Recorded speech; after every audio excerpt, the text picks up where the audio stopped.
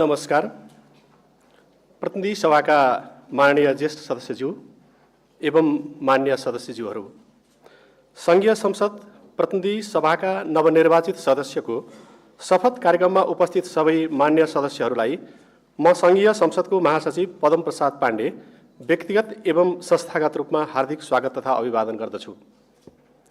प्रतिनिधि सभाका लागि सम्वत 2082 साल फागुन 21 गते सम्पन्न भएको निर्वाचनको अन्तिम परिणाम सहितको प्रतिवेदन 2082 साल चैत 5 गते निर्वाचन आयोगले सम्माननीय राष्ट्रपति समक्ष बुझाएको बेहोरा यहाँहरू समक्ष स्मरण गराउन चाहन्छु।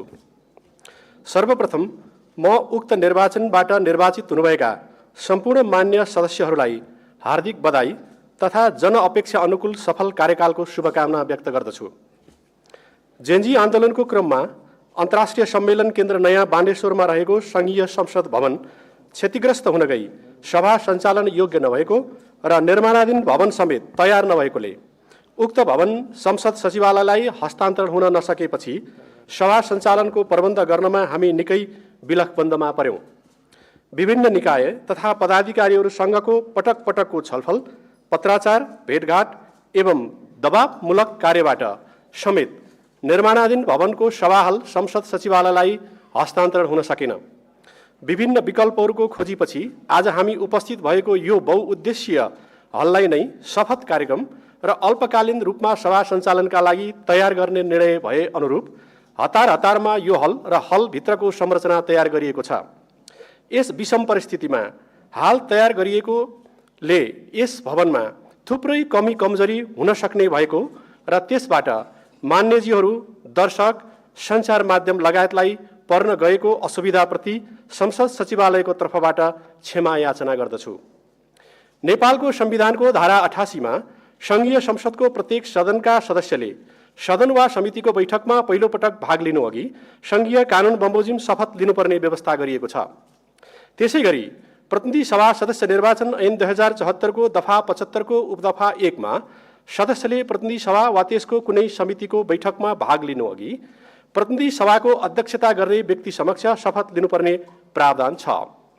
नेपालको संविधानको धारा 91 को उपधारा 5 मा व्यवस्था भएअनुसार सभामुख र उपसभामुखको निर्वाचन नभएको अवस्थामा प्रतिनिधि सभाको बैठकको अध्यक्षता गर्नुहुने सभाको ज्येष्ठ सदस्य माननीय अर्जुन नरसिंह केसीले सम्माननीय राष्ट्रपति समक्ष मिति 2082 चैत 11 गते शपथ लिइसक्नु भएको बेहोरा यहाँहरूको जानकारीका लागि अनुरोध गर्दछु र आज अन्य सदस्यहरूले नेपालको संविधानको धारा 88 तथा प्रतिनिधि सभा सदस्य निर्वाचन ऐन 2074 को दफा 75 को उपदफा 1 को प्रावधान बमोजिम ज्येष्ठ सदस्य समक्ष शपथ लिने कार्यक्रममा यहाँहरू उपस्थित हुनुभएको बेहोरा जानकारीका लागि अनुरोध गर्दछु। शपथका क्रममा माननीय ज्येष्ठ सदस्यले म भनेपछि मसँगै आफ्नो नामथर भन्नुहुन र अरू शब्दहरू भनेपछि मान्य सदस्यहरूले पनि सोही अनुरूप वाचन गर्नुहुन अनुरोध गर्दछु। अब म प्रतिनिधि सभाका मान्य सदस्यहरूलाई शपथ गराइदिनुहुन मान्य ज्येष्ठ सदस्यज्यूलाई र शपथ लिनुहुन सबै सदस्यज्यूहरू समक्ष अनुरोध गर्दछु।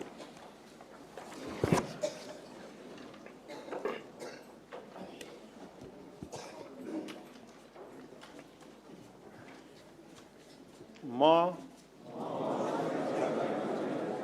मुलुक र जनताप्रति पूर्ण वफादार रही सत्यनिष्ठापूर्वक प्रतिज्ञा गर्छु। ईश्वरको नाममा शपथ लिन्छु कि नेपालको सार्वभौम सत्ता,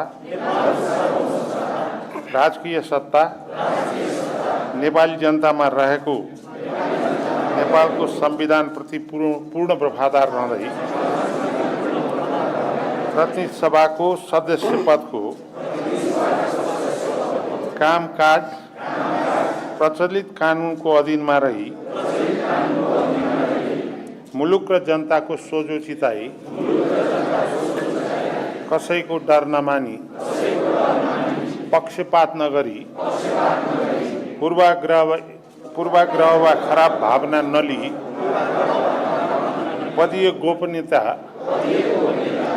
कायम राखी ईमानदारीता साथ काम गर्नेछु। धन्यवाद।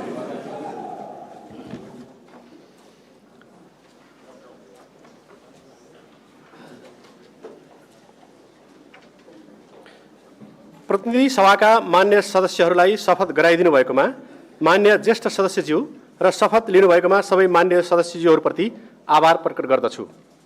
मान्य सदस्यज्यूहरूलाई शपथ पत्रमा आफ्नो नाम, थर र मिति लेखी हस्ताक्षर गरिदिनु हुन अनुरोध गर्दछु। मातृभाषामा शपथ लिनुभएका सदस्यहरूलाई मातृभाषा र नेपाली भाषाका दुवै शपथ पत्रमा आफ्नो नाम र मिति लेखी हस्ताक्षर गरिदिनु हुन अनुरोध गर्दछु। मान्य सदस्यहरूलाई आफ्नो शपथको फाइल यस कक्षको बाहिरको करिडोरमा बसेका सचिवालयका कर्मचारीहरूलाई बुझाई सङ्घीय संसदको लोगो र ब्याग त्यहीँबाट प्राप्त गर्नुहुन अनुरोध गर्दै मान्य ज्येष्ठ सदस्यज्यूको अनुमतिले यो कार्यक्रम यहीँ समाप्त भएको बेहोरा जानकारीका लागि अनुरोध गर्दछु। धन्यवाद।